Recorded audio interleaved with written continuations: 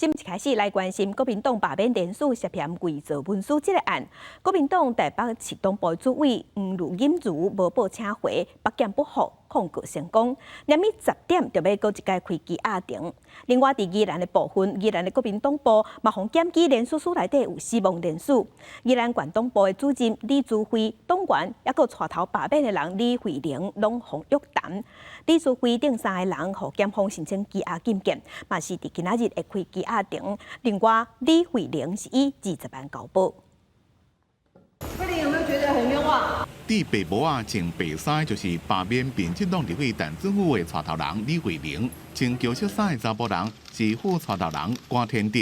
因为涉及违反个资法，也有伪造公文书等罪嫌，24案互检方约谈。他在上面比对那个笔记，对，我说我从来没看过，我也没写过。诉讼者是国民党员，伊甲因翁共款也被带回约谈，理由是联署名单顶头的比例甲因正共，嫌过因化冤枉。名册的部分是因为可能是不知道某个人去写的，还是怎么样，然后笔记都完全不一样，跟我写的笔记完全不一样。对，这就是很冤枉的地方。四系翁仔某2个人分别3万块交保，李慧玲20万交保，关天德15万交保。另外，李志辉、有另家加陈建峰3个人被声押禁见。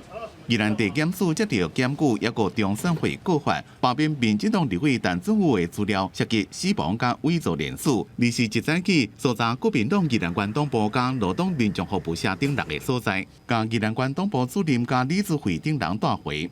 我们是不是合理的怀疑，执政党利用检调单位来恐吓人民，让反对民进党的这些想去联署的人不敢再去签联署？国民党台北市党部主委黄如锦如也牵涉联署假造，进行无报请回，北检控告成功。台湾高等法院发回仲裁，台北第2按算伫今仔日早起10点开羁押庭。对此，国民党批评司法选择性办案，昨郭文德今仔日黄如锦如，明仔载可能是任何人，就民众树立了上凯道见独裁。宜兰的好朋友在4月26号，我们站出来，站上凯道。民进党现在呢，俨然已经成为了一个绿共的政党哦，不但要没收民众的罢免权，接下来他针对各地县市党部的这些操作跟迫害呢，俨然已经是要来针对2026的选举权来去做挑战。国民党讲，至少有5万人报名上街头反立强，验过游行这天会有交通管制，拄好搁拄到统一考试。